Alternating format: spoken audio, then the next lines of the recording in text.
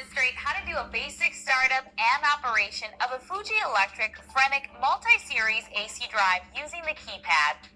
After verifying that the wiring is correct, I will apply power to the drive so that I can begin programming. First, I'll review the keypad. On the top is a 4-digit 7-segment LED monitor. It displays running status when in running mode, menus, functions, and data in programming mode, and alarm codes in alarm mode. On the left, below the display, is a program reset key, which switches the operation mode of the drive. Beneath this key is the function data key, which in running mode can display different information concerning the status of the drive. In programming mode, this key will display the function codes and sets the data. The rest of my operation keys are the up and down arrows and the run and stop key. The run and stop key are used to run and stop the motor. Through this setup, I will demonstrate in more detail how these buttons work. Next to the display are 3 LED indicators and a keypad control LED. The 3 LED indicators identify the unit of numeral displayed on the LED, monitoring in running mode, such as in kilowatts, hertz, amps, load shaft speed, and line speed. For further information, refer to the monitoring the running status section in the owner's manual. To switch the drive to programming mode, push the program reset key.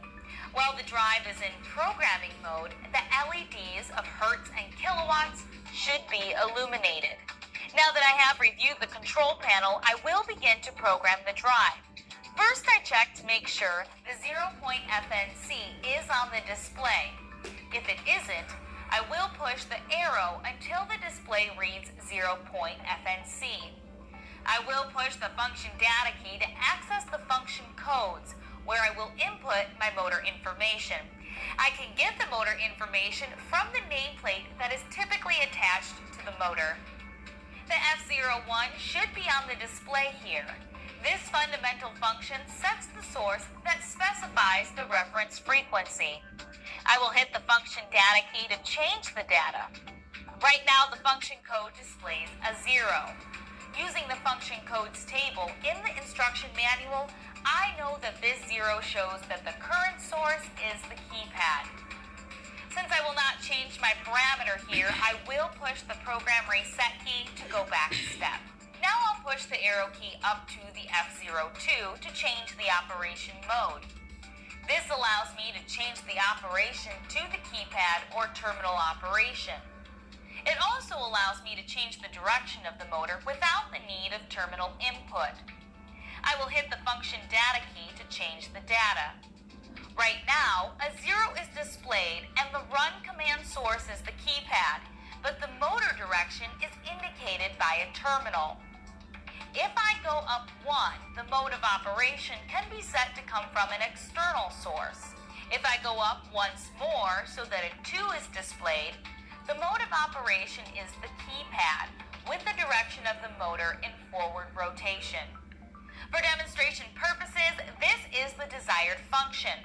I will hit the function data key and the word save will appear on the display. This shows that the data is saved in the memory inside the drive. I will push the function data key on F03 to change the maximum frequency. For demonstration purposes, I will use 60 Hz. If I wanted to change this, I can use the up and down arrows to change the maximum frequency accordingly. Once I have reached my desired frequency, I will push the function data key to save. The next function is F04, which is the base frequency. To change this, I will push the function data key. I will use the data found on my motor's nameplate to set the data to 60 Hz. I will push the function data key again to save. F05 should be on display. This function is where I will set my rated voltage. I will push the function data key and use the arrows to set the rated voltage to data found on the motor's nameplate. This number is 230 volts. I will then push the function data key to save.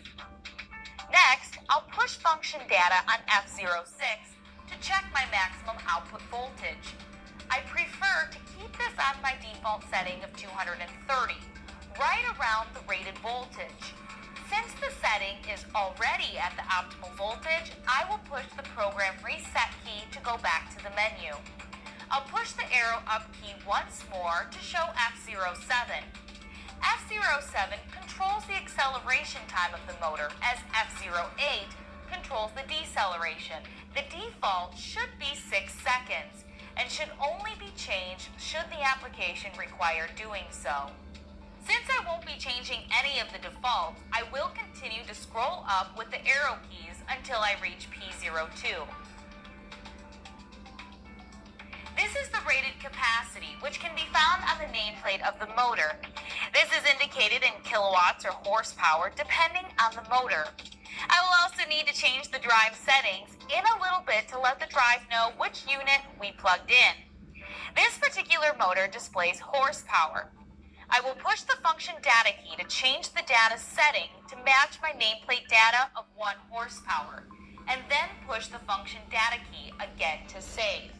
My next parameter is P03. This is where I can change the rated current measured in amps.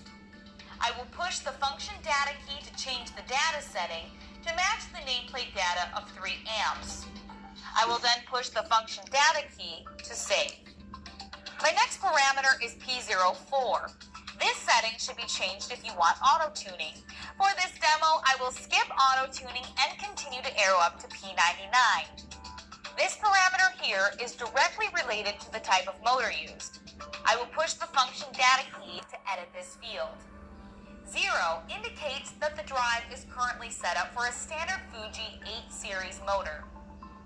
The number 1 here displayed indicates the drive to be set for HP rated motors.